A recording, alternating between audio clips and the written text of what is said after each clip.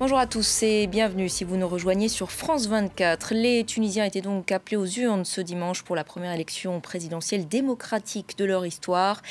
Premier sondage sorti des urnes de l'Institut Sigma. Beji Caïd Essebsi, le leader du parti anti-islamiste Nida Tounes, serait en tête avec 55,5% des voix contre 44,5% pour le président sortant Moncef Marzouki. Alors pour en parler avec nous sur ce plateau, Vincent Bisson, bonjour. Vous êtes politologue et spécialiste des pays arabes.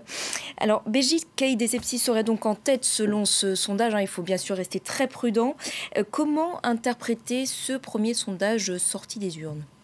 Écoutez, je crois qu'on est dans une période post-révolutionnaire. Donc, pendant plusieurs années, il va falloir s'y habituer. On a un phénomène de balancier, avec actuellement une phase de rejet de l'islamisme politique, on l'a vu dans d'autres pays, des pays arabes, mais aussi une demande d'autorité, une demande de reprise en main et d'absence de flottement, puisqu'on a eu une période de transition qui a été, je dirais, très indécise et pour laquelle beaucoup de gens attendent encore beaucoup.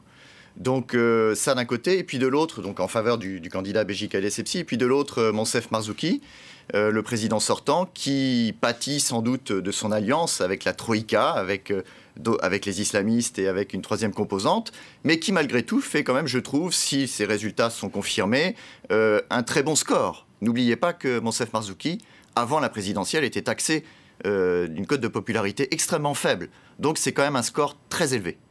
Vincent Bisson, on l'a vu, cette campagne s'est déroulée quand même sous haute tension. Il y a eu beaucoup d'attaques personnelles entre les candidats. Est-ce que finalement, durant cette campagne, on ne s'est pas un peu détourné des véritables sujets qui intéressent aujourd'hui les Tunisiens ?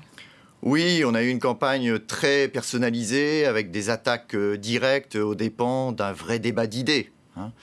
C'est l'apprentissage de la démocratie. On est pour l'instant dans une confrontation d'autant plus forte que c'est une présidentielle. Donc effectivement, avec un climat délétère. Et en même temps, je crois que le principal... on a vu que cette campagne, elle fait ressortir un certain nombre de divisions, des divisions sociales, des divisions territoriales, presque de manière caricaturale, entre le Beldi et le Bédoui, c'est-à-dire entre le citadin des villes et celui qui serait le Bédouin, en quelque sorte. Moncef Marzouki n'est pas un vrai Bédouin, mais voilà, c'est un peu l'idée. Alors qu'au fond, il y a un vrai choix de société entre les deux candidats. C'est un aspect qui n'a pas été suffisamment évoqué. On a d'un côté un Marzouki qui veut intégrer les islamistes dans le jeu politique et qui dit que si on les retire de la scène politique, ces islamistes vont partir à la clandestinité et au terrorisme et à la violence. Et de l'autre, je dirais, un Marzouki qui attaque son adversaire en lui disant « vous êtes le parti de l'ancien régime ». Mais que fait-on de tous ceux qui ont participé à leur échelle à l'ancien système de Ben Ali? Ils n'ont pas tous du sang sur les mains.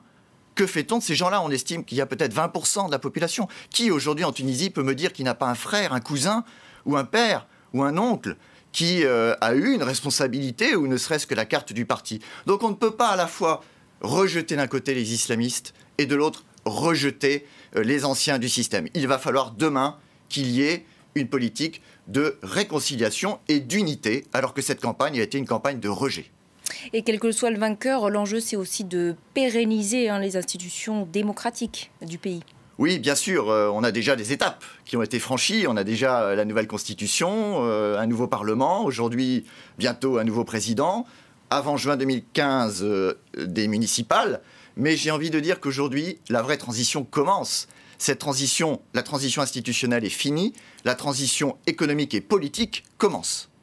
Merci beaucoup Vincent Bisson pour cet éclairage sur le second tour de la présidentielle tunisienne. Et donc je vous en rappelle donc ce premier sondage sorti des urnes, sondage de l'Institut Sigma. Le leader du parti anti-islamiste Nida Tounes, Beji Caïd Essebsi, serait en tête avec 55,5% des voix contre 44,5% pour le président sortant tunisien Moncef Marzouki. Voilà, on en reparle bien évidemment dans nos prochaines éditions. On passe maintenant